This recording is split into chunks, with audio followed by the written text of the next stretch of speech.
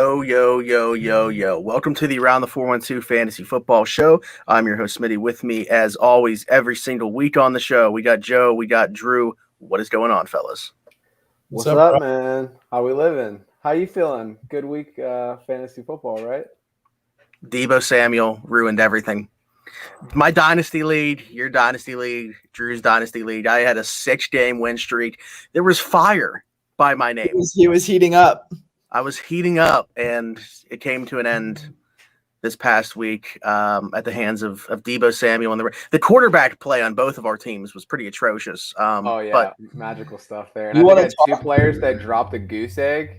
It's terrible. I had Hawkinson with a 0, and then someone else. Oh, Russell Gage put up a 0. I was just like, it's a 2 QB league, and I had a total of 7 points from both my quarterbacks this week.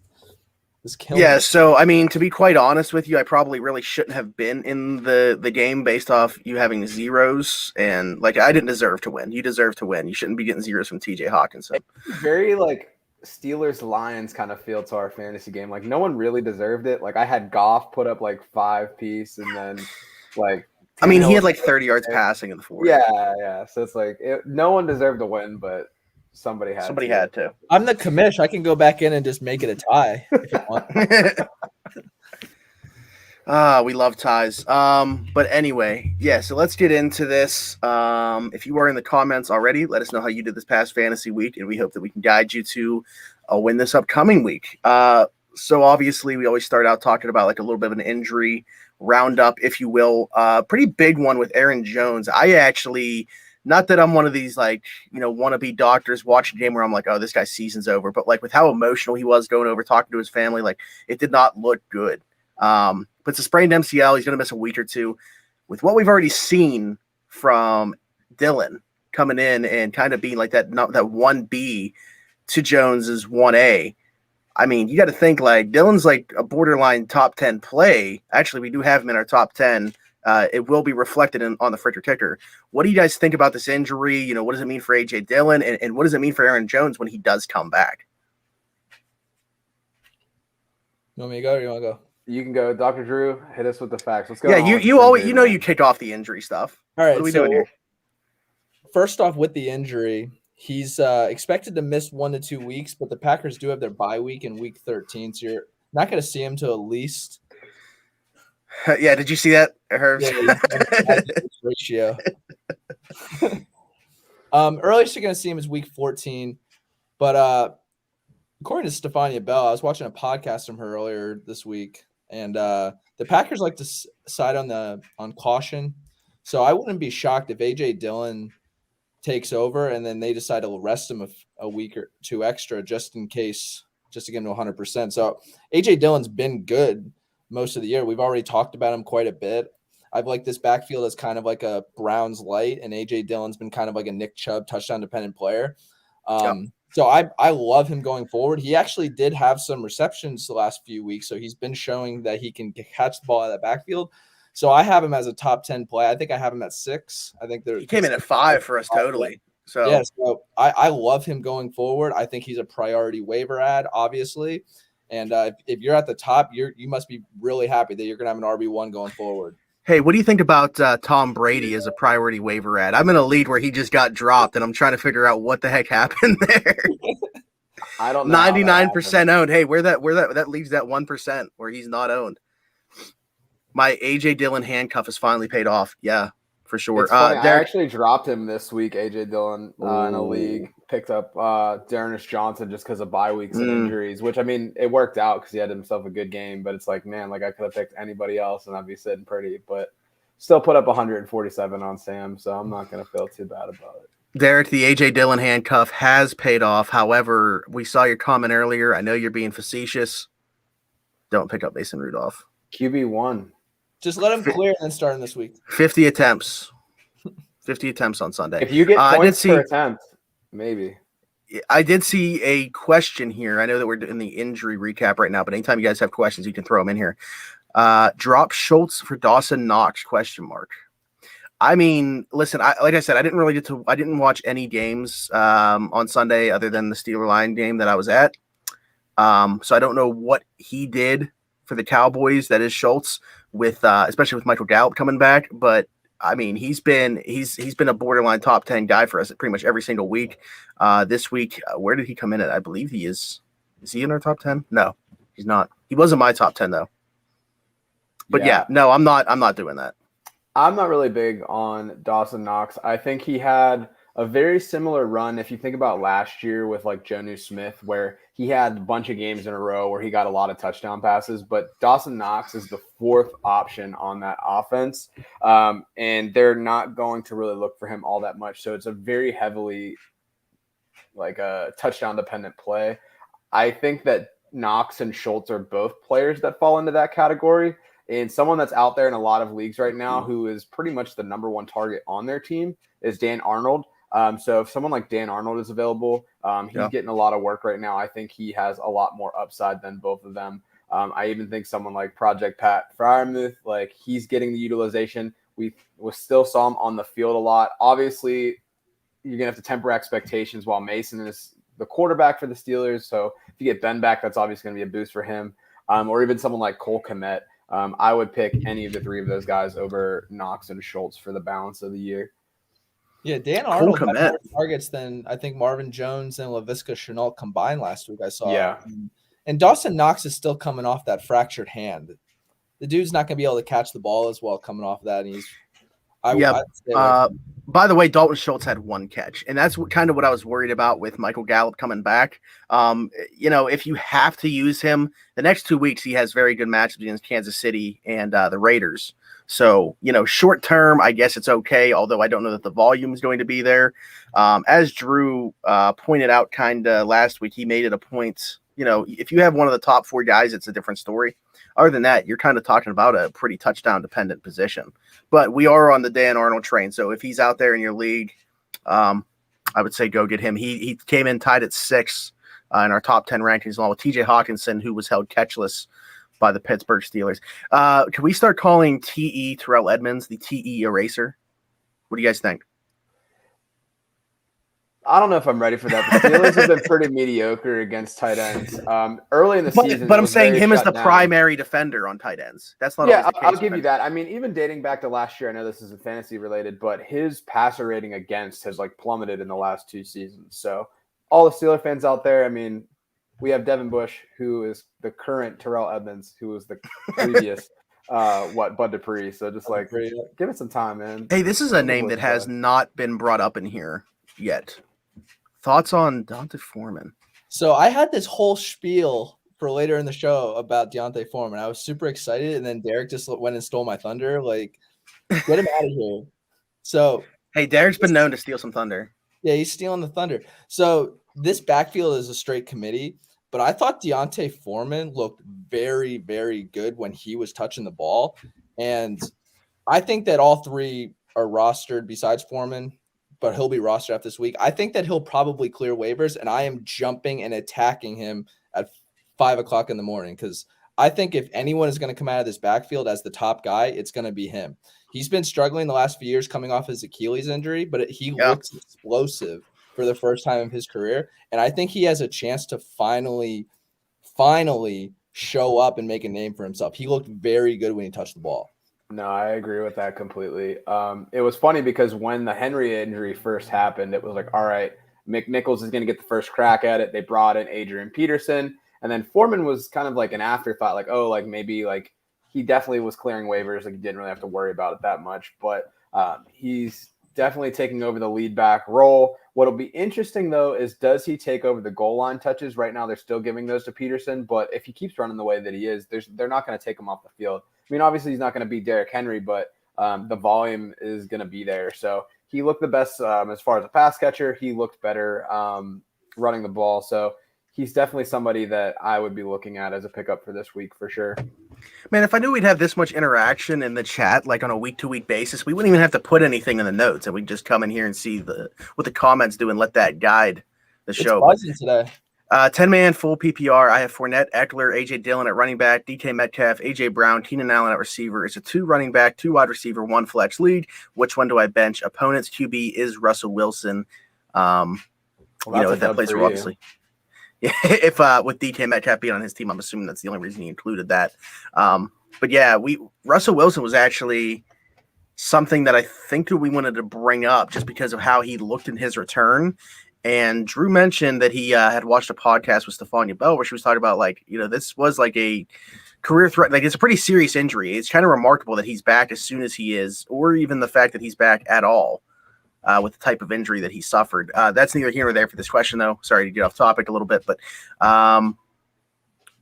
which one do I bench? I'm benching Metcalf personally. I think that Russell is unable to throw the ball right now. I think he rushed the injury, and if you looked at the game last week, it was pretty terrible. Fournette has a plus matchup against the Giants. The only thing that they don't do well, at least from a fantasy football perspective, is stop the run. I think that the Steelers are a very depleted defense right now, and Eckler's ability to catch the ball out of the backfield, that's something that's been a constant. So in PPR formats, I can't sit him down. And A.J. Dillon, we've already talked about top 6 play for us this week. A.J. Brown has maybe one of the best up matchups this week and was held pretty well contained by Marshawn Lattimore last week. But Houston is porous against wide receivers. They give up 47.2 points per game against receivers. Expect him to get back on track. And then Keenan Allen against, I don't know, like the ghost of Ross Cockrell, whoever's left from Pittsburgh. If Joe Hayden isn't able to play, Pierre It's going to be Joe Schobert. I'm telling you. Joe Schobert. No, but yeah, I mean, realistically for me, that comes down to Fournette or DK Metcalf, and you just talked about the matchup that Fournette has. So that's where I'm at with it. Anything else to add, Drew, or are you just on board with? No, I agree 100%. I probably bench Metcalf. I'm still very nervous about Russ. I personally, as I've talked about, I think he rushed his way back. I think that he just wants to get out there and play, and he's not thinking about what's really going on inside of his finger. Yep. And they've looked bad as a whole, the entire offense. So I'm staying away from them. And Keenan Allen, I'm half kidding about the whole Joe Schobert thing, but I guarantee you he gets 5 points this week against him. And if you can get 5 catches right there that are ease, that's already more than what I expect from DK Metcalf with how they've been playing. So I think you start those guys, sit Metcalf, and obviously the Fournette. Man, you're gonna have me looking like you were when you thought the Steelers might take a quarterback on draft night. Unreal. Okay, so where were we? Well, we did have one more question in the chat for defensive matchups this week. So Titans D versus Houston, the Niners versus the Jags, Dolphins versus the Jets. So I just popped that one up. Yeah. Yep. I don't know how I missed that, but good call. All good. So obviously the 49ers were electric last night if you didn't catch the game. I think the Titans have been equally as good, even though it looks like Bud Dupree has been reported with a core injury. They're trying to figure out the severity. But I probably would take the Titans as like a first choice out of any of those teams. Their defense has been really good for a number of weeks. 49ers obviously is not a bad matchup. And then what was the third one? I like the Dolphins D there. I like that option. They took it to the Ravens last week. Played very well. And Mike White was a 1-week wonder. Whoa. Hold on. Wonder.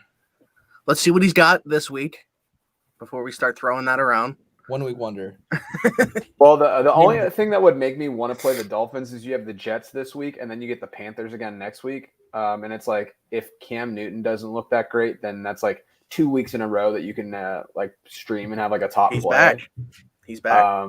So it's like if it's like just for a 1 week for like if you have a team that's on bye, like maybe you have the Rams and you're planning on playing them later, then like I would probably go for the Titans or for the 49ers. But the Dolphins, like they're probably not going to get picked up and use the claim on for waivers, so you could get them and be set for like 2 weeks. Derek, we're not acknowledging the John Bostic comment. Getting back, never mind. Hold on. Finn's defense versus Jets or Browns defense versus Texans. So the Browns are playing the Lions this week. They should have a pretty solid matchup. I think that the Browns in a 1 week, like they have the best like streaming matchup in all of fantasy football. So I would pick the Browns there. But again, if you are looking for multiple weeks consecutively, then I would probably lean towards the Dolphins so that you don't have to go through it again the following week. Right. Yeah. Okay. Do you guys see the Pats wide receivers blocking Myles Garrett last week, and he couldn't get through him? I thought that was hilarious. Oh yeah, N'Keal Harry. Yeah, that was awesome. Hasn't panned out that well for him at wide receiver. Maybe a position change in the works after that. Play left tackle for the Steelers next year. All right, getting back on track with the injury talk here. We only got to talk about one so far, but hey, we appreciate the interaction. Cordero Patterson, what's going on with him? Yeah, so he has an ankle injury. Last week he was limited throughout the game. He missed practice yesterday, and it seems like he's limited today. I'm nervous about him playing on this week. They play Thursday, so if he doesn't practice tomorrow, there's a good chance you're going to be without Cordero Patterson. And I know he started in a lot of leagues, so people need to get ahead of that. Mike Davis Hive. Yeah, and I think Mike Davis he's available in a lot of leagues, but that's like a desperation if you just need to find someone. No, I got one for you. You're picking up Wayne Gallman. Wayne Gallman severely out-touched him after Patterson went down. He had 15 carries, 55 yards. So it's interesting that didn't even know that happened. We were locked in a basement watching that football game. So I was out. I was in a snow globe watching a tie. Oh right, I was sitting outside in 70-degree weather, laughing at all of you. Hey, I was in the neck, so I didn't get wet. I would take Gallman over Mike Davis very much because Mike Davis' snap share is just plummeting at this point. Like unreal. How did we get to this point? For sure. Yeah, so throw your waiver on A.J. Dillon, and if you don't get it, move up in the priority and pick up Wayne Gallman in the morning. I mean, if A.J. Dillon's available in your league. Well, I mean, hats off to you. He should go right away. He's available in 2 of my leagues. Alvin Kamara, we know he missed last week. A lot of people, including myself, were able to get in on that thanks to Dr. Drew here being ahead of the curve on Tuesday. Then he misses practice Wednesday and Thursday. Mark Ingram starts and plays from gets like 20 fantasy points. Does Alvin Kamara return this week? If so, how effective is he going to be? So he hasn't practiced yet this week. I actually read a little bit on this earlier today, and apparently he's been dealing with this knee injury for quite some time, and there's a lot of concern about that. This could be a potential Todd Gurley type situation. If you own him in Dynasty, you got to start looking down the road. So he's been having some problems with his MCL for the past few years, and he's kind of sat out practices to try to manage it. But now it's starting to flare up again and might be a multi-week thing. I personally was able to get Mark Ingram off waivers last week, and I attacked the Kamara owner to see if I could try to own both because they're going to be scared. But if you don't have Mark Ingram and you're a Kamara owner, you need to start worrying about what you're going to do over the next several weeks because he might be in thinking he's all good, might bounce back out, miss a quarter. You're going to have some issues going forward. Yeah, I don't know. That just sucks. He's such an electric player. It's like to have that kind of thing happen. I mean, even look at Gurley. Like he was a top running back, and then he's already out of the league. So it's like it's terrible. I'll tell you what you're gonna do, Drew. You're gonna pick up Ramondre Stevenson. That's what you're gonna do. Next on the injury recap, we got Damian Harris. So that's a good segue. Obviously didn't play last week with the concussion. Ramondre Stevenson went off. What does that mean for Damian Harris if he is able to return this week? So he was out again yesterday at practice. So he was still in the concussion protocol as of yesterday. I think that I read that he was limited today. So maybe you'll get him back this week. But I don't know why they bother rushing back with how well Ramondre Stevenson looked last week. I've been high on Ramondre Stevenson since the draft process, and I know I've been a lone wolf on that in the show. But I like Ramondre Stevenson as a player. I think Damian Harris is a one-trick pony, and you're only going to get rushing attacks. And with Mac Jones at quarterback, you need to have some diversity in the backfield, someone you can dump it off to. You don't see that with Damian Harris. I see this as a committee going forward, and I do like Ramondre Stevenson as a player this week, especially if Damian Harris is out. And I personally expect him to be out, but we will have to wait and see how he performs tomorrow in practice if he does practice. Yeah, the biggest weak spot in Atlanta's game is the rushing attack. So if Harris isn't playing, I think Drew and I both had him as number 10 in our individual top 10s for the week. He looked great last week. I can fully expect for him to continue that. I don't think Harris plays either, and Stevenson's definitely somebody that I would be looking to pick up at least for a 1 week. I don't have the same optimism that Drew does. I think they have a lot of trust in Harris. and I think that Harris would continue to get the goal line work. But when we were talking about it before the show, Drew had mentioned that Stevenson provides like an additional layer of flexibility in the game plan because he's much more dynamic as a runner and as a passer, where Damian Harris, if he's on the field, probably running the ball. But I don't think he's going to usurp him as a number one role, but it gives Josh McDaniels some options in the backfield for sure. Stevenson could be a James White type going forward. They lost him due to injury, and as we obviously mentioned, Harris doesn't do anything in the passing attack. They've had multiple running backs be fantasy relevant in the past. I think that both could become flex plays going forward if they start to utilize Stevenson's ability to catch the ball out of the backfield. You know what's interesting is at Oklahoma, I know that he didn't have a ton of production there. He only had like 165 carries or something like that, like very little wear and tear. He was a JUCO guy that went to Oklahoma. He got suspended for a period of time.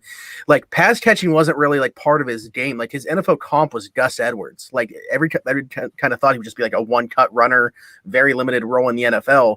But like we've seen, like he has soft in his hands. He can be utilized out in space like that. So. Yeah, I mean, we'll see that he's definitely carving a role out for himself in some capacity. Gibson or Javonte to replace Cordero Patterson if he doesn't go. Assuming that it's only for this week, Denver's on bye. Yeah, so Javonte's on bye. I'd probably play Gibson unless you unless you want to go the 0-0 route, which is sometimes a good move, I guess that might have been a question like long term, but I mean, we don't know that Patterson's going to miss more than this week, right? So right. I mean, realistically, I still think you take Gibson just because he is the bell cow. He doesn't get a lot of the third down work because he sucks at pass blocking, and McKissick is so electric in that area. But he is getting a little bit of the work. The shin seems to be healing up a little bit. I think it was based on Tyler's response, it looks like it was a 1 week thing. Yeah, yeah, I would definitely play Gibson. Would even take Gibson in the longer term. But yeah, I think Gibson looked good last week. Coming off of the bye week that he had that rest. He took it to Tampa Bay. Yeah. Tampa Bay's getting a little sloppy against the run too. It's surprising. Most of the season they've been like, you can do other things, but you're not running. And currently right now in the last 3 weeks, they are 8th in points per game. I don't know if that's on that game. I love Saquon this week. Especially if you're saying they're getting sloppy in the run. He gets a ton of passes out of the backfield, and I do think he's going to come back. There was a report today that he looked very good in practice the last 2 weeks. I think Saquon can have a sneaky big week this week. When are you not high on Saquon? Well, think about it. Like, you're going to be looking at this matchup, and people are going to be like, the Buccaneers, you got to sit him coming off injury. Like, I think he's going to come up and sneak up on a lot of people, and I wouldn't be shocked if he's in the 20-point range, especially if he scores. Yeah, no, it's definitely interesting. That's why I like looking at that smaller window, because this is something that you would miss if you're looking at the overall season rankings. First 6-7 weeks of the year, they were really stout against the run, but it's been the slow trickle as to becoming a more porous run defense. And I don't know why that is. I need to look into that a little bit more. This might scare some people when I bring up the name, but just stay calm with us. Christian McCaffrey, CMC, once again pops up on here just because Drew, he was in and out of the game a little bit. Like he was in the tent a couple times. We know about the hamstring injury. Carolina has made, or at least they're saying that they're making a conscientious effort to take off his workload. They saw a little bit of what they had in Chuba Hubbard when CMC was out. What's going on there with Christian McCaffrey? So last week they did a very good job of managing his hamstring, and he looked very good. This week he looked really good again, but there was a lot of time where he was in the tent. They were working on his hamstring. He was shaking it out. And I mentioned it last week. I mentioned in previous weeks. I'm concerned about him going forward, and I still consider him a sell high, especially off this week. He had a huge week, even though he was in and out of the game. And the other reason, too, with Cam Newton back, I think he's going to lose some goal line work. I think Cam's going to score a few touchdowns in the red zone. It's going to take the load off of CMC even more. And personally, he's coming off with a 27, 28-point week. I still think that you can get a very good player in return, maybe a Najee and another piece for a guy like CMC. And I would absolutely hammer the accept button on a trade like that. I'm just very concerned with CMC going forward based off Cam and the fact that that hamstring is just something that's just going to linger all year.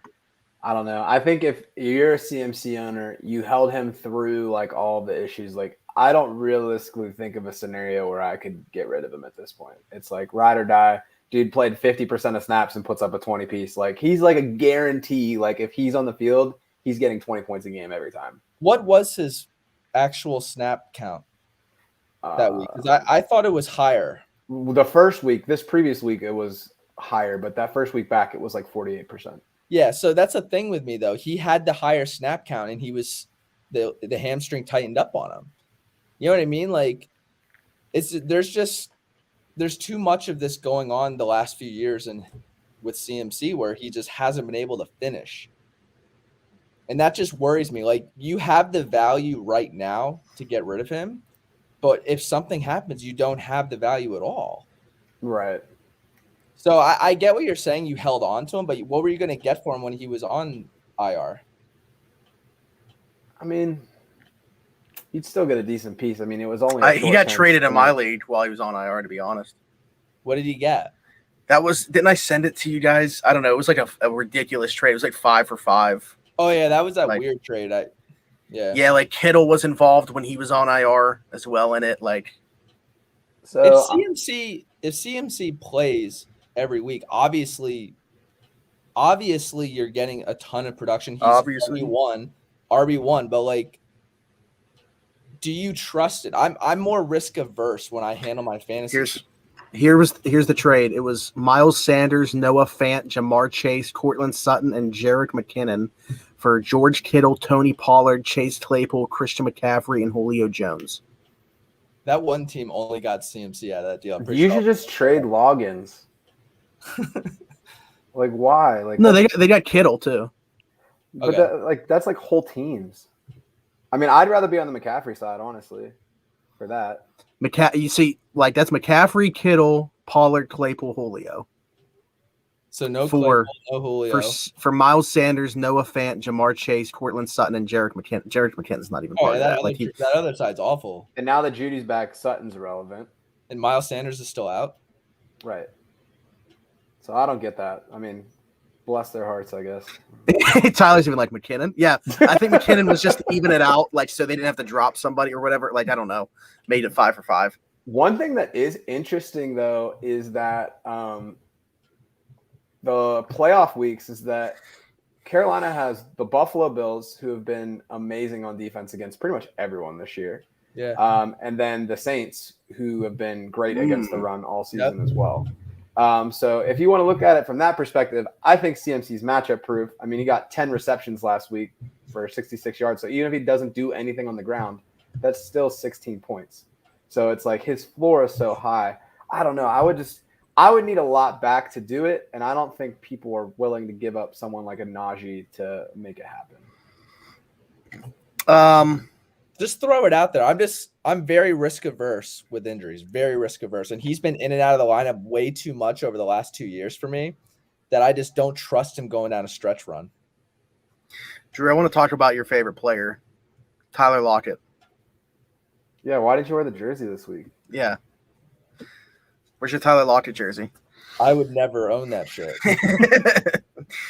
No, but less than 10 points in 6 out of 7 weeks. Russell Wilson, obviously, that was with Geno Smith for a period of time. Russell Wilson, are we going to even see the best version of Russell Wilson again? What do we make of Tyler Lockett? I was out on him at his best, and now we're just sitting here down on the floor. I don't even know what else to say at this point. Like, he's a liability in your lineup most weeks. You hope for a boom, but you don't even have – your floor is what, 8 points? I don't know if that's the floor. Well, that's close. Over 7 weeks. That's closer to the ceiling than the floor. What was his floor? I don't know. 0? Let me see. So I'm guessing pretty close to 0. He had 4 last week, and then all right. And then before that against Jacksonville, he put up 142, had a huge game. So he had 12 receptions, 142 yards. So your floor is like 5 points. 3.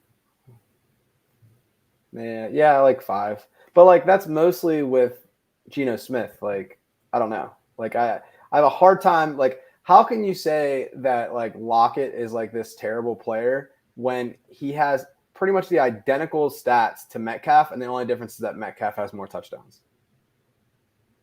So maybe their whole wide receiver core is on my shit list. That I will get behind, and I feel that way with Russ coming back from his injury early. I am very bullish or bearish on all of Seattle's offense. You've got like Chris Carson with the banged up neck. You got Russell playing with 4 fingers, and then you got like Metcalf like doing whatever Fun Dip does. But I don't know. I mean, I'm not a fan of either one, to be honest. But if I had to take one in a fantasy stamp, why wouldn't you take the one that scored more touchdowns? Oh yeah, of course. But it's like the opportunity is very equal, and to me, that's more important than like the current output. Like just because Metcalf has had more touchdowns to this point doesn't mean anything going forward. Obviously, they're going to scheme to get him the ball more. He's a better break a run, like a long touchdown threat. But Lockett's their deep guy. He's the deep ball threat. Metcalf's I'm going to hit him on a slant. He's going to take it to the yard. OBJ circa 2013 or whenever the last time he was relevant. Listen, but his fantasy points have been receding like his hairline since 2019. Going into this season, I'm pretty sure he had like 78% of his total points in 3 weeks. So far this year, he's 71% in 3 weeks. It's a trend. Like, how can you say he's not consistent then if he does it every year? But he's consistently bad. Like, why? Go ahead, have him. Like, go ahead. It's all yours. No, for sure. I mean, to me, like Tyler Lockett is like a flex play for me. It's like the boom or bust. You don't build your lineup around him, and it's like, all right, like if I need like a potential big week, let me throw him in there, see what's going on. DK, yes. I still feel is like a wide receiver too. I think a lot of people drafted him to be a number 1 wide receiver, which is very problematic. But I don't know if you're going to get the return in a trade for someone like him. If you can and make a good move, I would personally be moving Metcalf, unless obviously you're in like a dynasty situation or something like that. But yeah, I think that they're going to struggle. Tyler just mentioned it in the comments that it's Everett time. So he a tight end that Tyler likes. Yeah. I'm shocked. Yeah, but he's taken over as the primary tight end, but he's only had 25 targets on the season. So I don't think he's going to be doing too much there, but shout out to Tyler's never seen a tight end that he wasn't a fan of. Big tight end guy. Is he in on Tyree Jackson this week for the Eagles? Yes. From what I've heard. Hey, I came up with something just now because I saw that we had the Packers defense on here. Is the Packers defense better without Jair Alexander, and should they trade him to Pittsburgh? I mean, obviously. Yeah. What's going on with the Packers defense, though? Because I once he went out, I was like, man, there's not much on that side of the football. Like, Stokes has played okay for a rookie. Their pass rush was okay. Like, Rashawn Gary was starting to show a little better in his first couple years.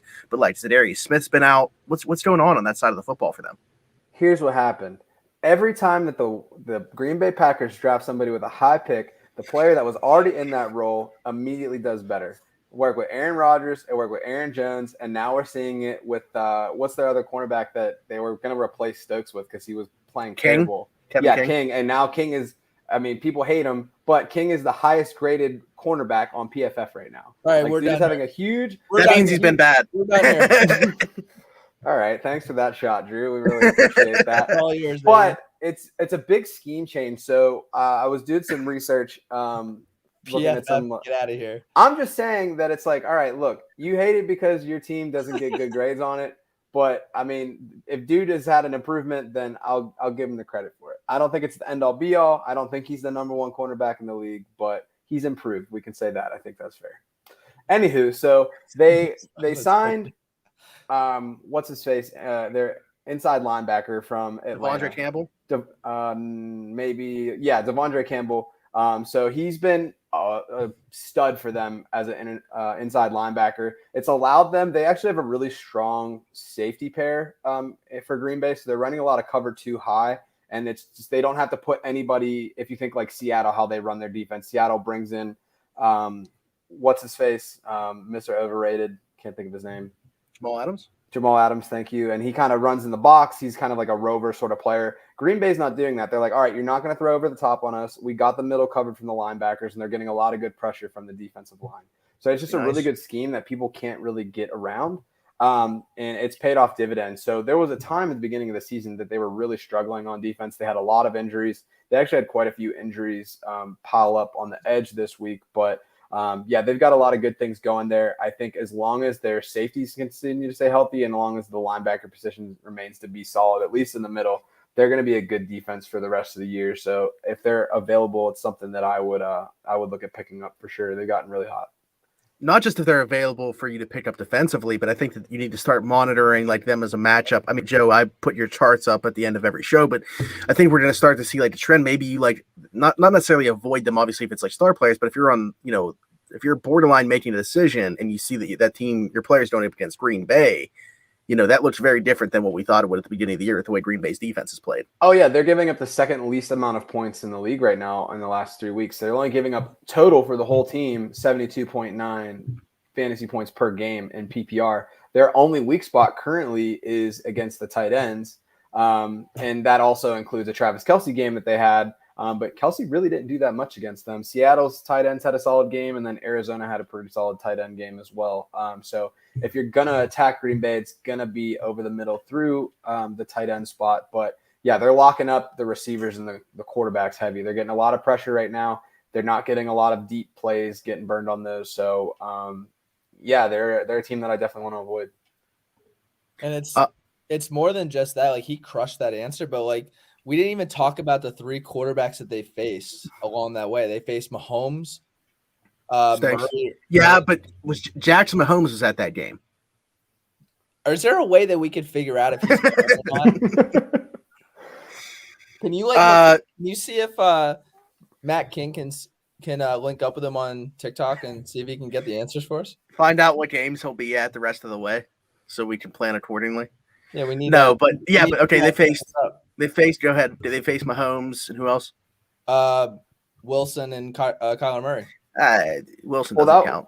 Did Kyler Murray play that game, or was that a Colt? That was the game. That's the game Kyler got hurt. Okay, that was his last game. Yeah. That was the game where AJ Green fell asleep in the end zone. Right. That's right. So yeah, I mean, drastic improvement for the Green Bay defense. Not something that I necessarily saw coming. Like I didn't see the emergence of Ray McCloud in the Steelers offense coming. Mason Rudolph loves him some Ray McCloud. And is that just because, that's a guy that he was running with a lot, like in the preseason and taking snaps with because of him being with the number 2s? Probably. Yeah. But now, with Juju out, we'll see about Chase Claypool coming back. Tomlin said he's probably going to practice tomorrow. So we'll see. This dude was targeted heavily though against Detroit. Made the most of it, shout out to him. But Drew, go ahead and take it. You wanted to have some fun with this. You actually put this in here as ratio McCloud. So yeah, this was more of a joke, but I just wanted to point out to all the James Washington lovers out there that he had more targets this week.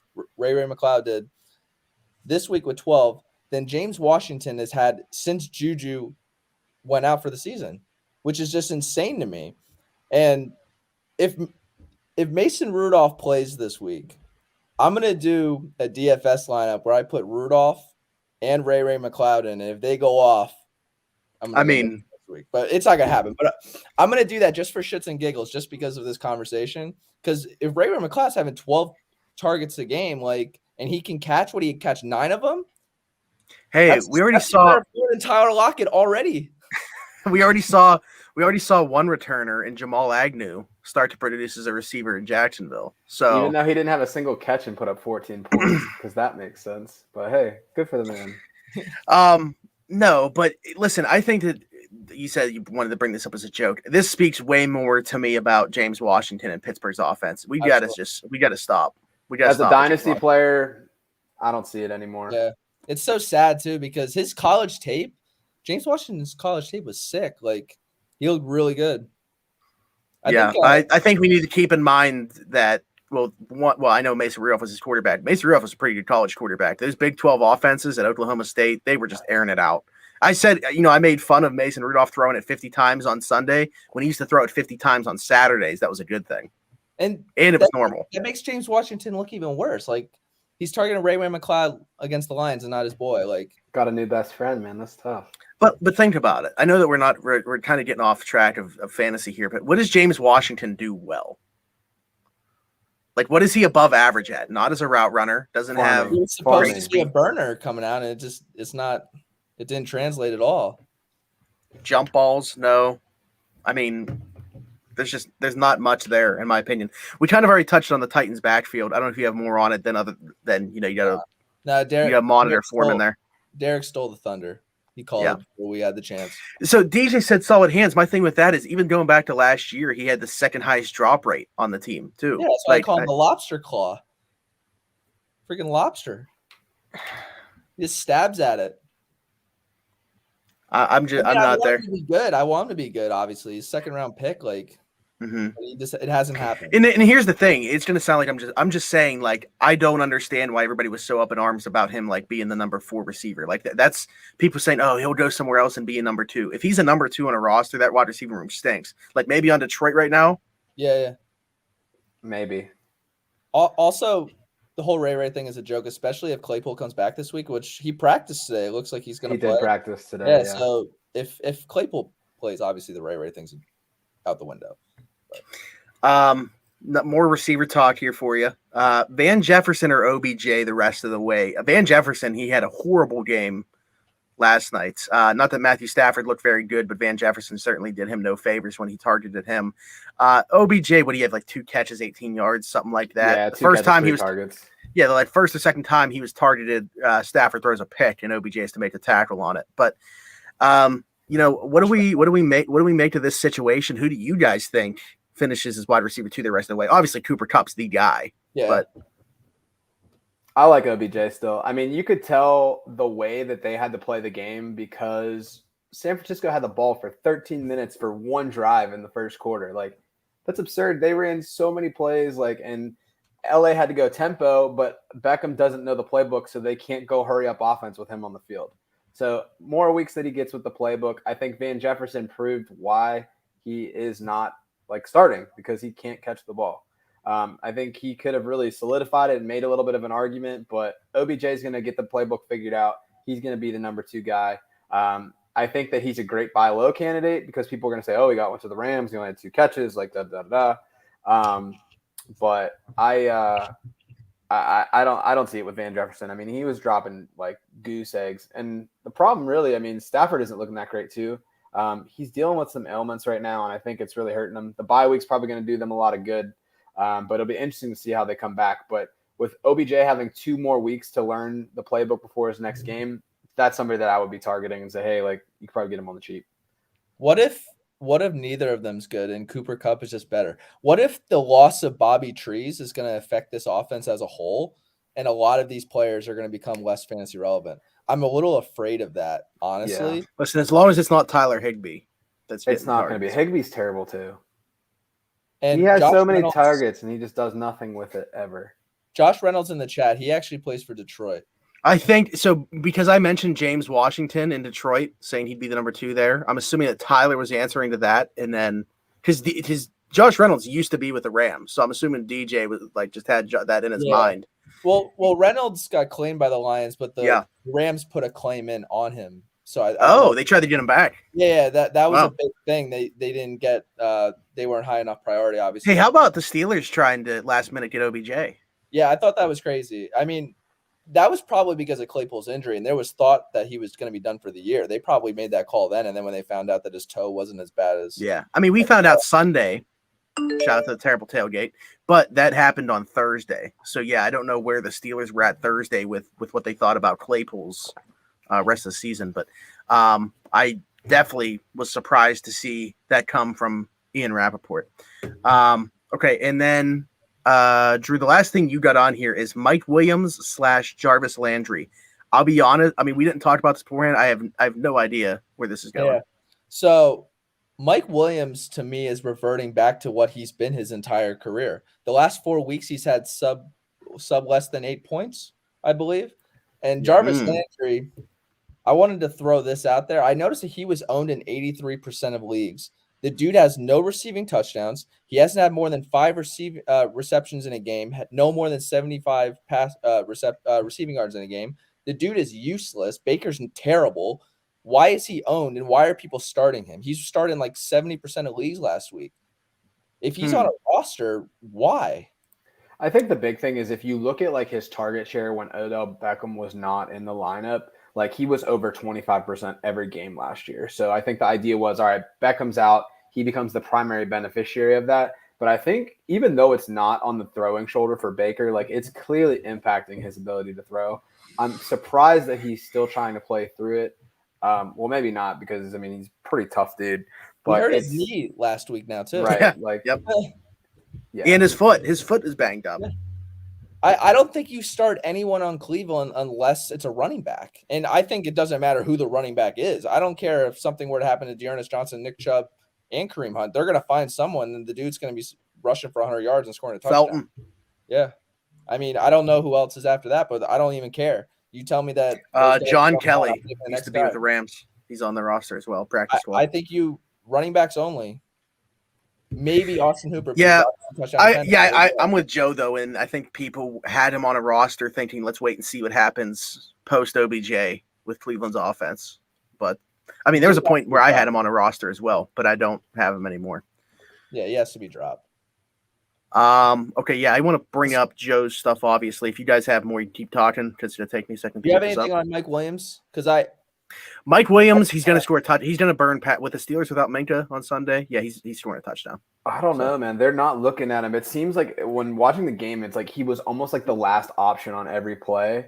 And they're running a lot shorter routes and like slants, which really isn't playing to his strength. So Keenan Allen's been getting the ball a lot more. I think that's also a byproduct. If you notice, like not last week or 2 weeks ago, but before that, like Herbert was kind of sliding a little bit and struggling. So I think they're like, all right, let's reset. Get it back to Keenan Allen, which, by the way, he's back to hoodie season. He's got the sleeves out, and you know that like unlocks like a different level of Keenan Allen when he's got the hoodie top on. 5 wide receiver, like right, that. Right, exactly. So you got to keep that in mind. I think that's playing a big role into it too. So, big shout out last week. What'd you say? Austin Eckler. Did he have a bad week last week? I feel like he was very much mediocre. I can pull it up real quick because I have him on a team. Looking at the Steelers' defense, why does it look like Larry Roundtree would be the guy to start against them? Because they can't tackle. He's just going to go right through them. And I think I saw he was getting more touches. I just dropped him in our dynasty, so that would make sense. Let me see here. It's the problem with 12 teams. You can't remember who's on what team. He had 13 last week in full PPR. Was that Eckler or Roundtree? Eckler. So he had 11 rushes, 44 yards, and then 3 receptions, 15 yards, and a tutty. Roundtree had 5 carries for 10 yards and a touchdown. Yeah. All right, so let's get to the charts. If you've been watching the show before, if you've seen these on Twitter, they're probably looking a little bit different this week. So as we mentioned on the show last week, the color coordination that we were using to kind of break this down before was actually not good for people that are colorblind, especially if you have red-green color blindness. Everything kind of just blended together. So with some help from our friends online, we were like, all right, how can we reconfigure this to make things a little bit easier to see? So if we're looking at our matchups here, from a defensive perspective, teams that are struggling, they're not doing so well, they're cold. Those are our blue matchups. You'll see them at the top more on the screen. And then the defenses where they're doing well, where they're hot, they're going to be at the bottom of the screen in red. And everything that's white is kind of just like average or in the middle. So what we're looking at is the last 3 weeks rolling average of fantasy points allowed. So we're looking right now at this chart. The New York Jets are giving up 136.4 fantasy points per game. So it's a good matchup for players from Miami.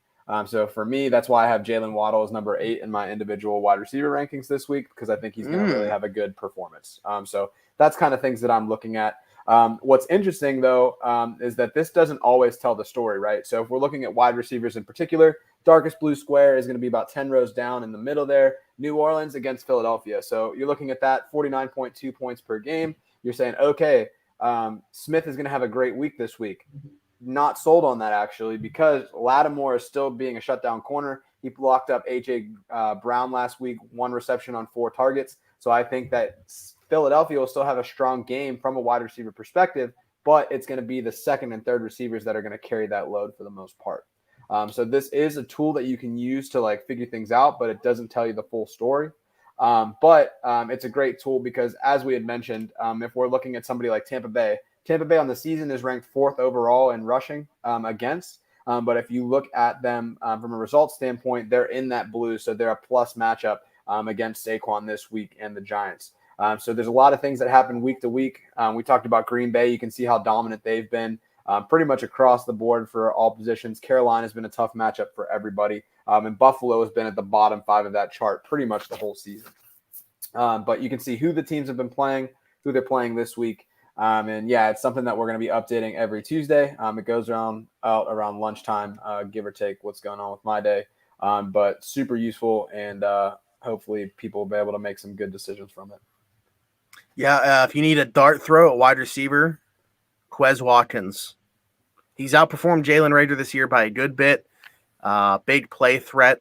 If you remember the preseason game against the Steelers, he's the one that took that screen from Flacco to the house. So, yeah, I mean, other than that, Joe, by the way, does do this. Like, you're just looking at the PPR right now. But if you are in a half-point PPR or a standard league, there's also charts for that. And the last slide of this will tell you how to read the chart. And like you said, it is now updated for color blindness friendliness. Colorblind just for friendliness. patriotism. That's no. Nope. That is not the reason. We already went over this. And you can't argue with him because he is the face of Steelers Twitter. So we just got to deal with it. Good luck. Jay's number 1. I wish you both the best. I do want to, real quick, I know DJ with a joke here, of course, James Morgan, QB1 for Pittsburgh. Ha, ha, ha. We're all laughing. Tyler said Eno Benjamin didn't quite get the looks it seemed like he could. He's a guy that we talked about last week, obviously, with Edmonds going on IR. I don't know what happened there. Obviously, they got smoked, so just ignore last week. There's nothing to go off of. Yeah, but wouldn't you have down 21 within like the first 10 minutes? Like, wouldn't you have thought he could catch some passes out of the backfield though? Well, McCoy got hurt, and they were just like, "This is over." Like they were nothing. Fair enough. Yeah. Fair enough. I mean, we could just be wrong though too. I mean, no, that ain't it. Go off of last week. We got to see another. There's no being. I told you, you guys got to learn. Well, I don't know. I won't speak for Joe, but you got to learn from me here on this, Drew. We are either right or we adjust our opinion to be right. You have to recognize your L's. I've never taken one, so I wouldn't know. But I wish you the best in taking them. We have wins and we have lessons. That's what we'll say. And that's a good way to end the show. Guys, as always, if you have made it this far, we can't thank you enough. Leave us a like on the video, comment what you want to see, hit that notification bell. And of course, if you are new to the channel, be sure to subscribe to it as well. I don't have anything else. So with that, wish you the best of luck this week. You can get at us on Twitter at AT412FF Show. Goodbye, Stone. And everybody else. Best of luck in your fantasy matchups this week. We'll see you guys next week. Goodbye. Later, plus ratio.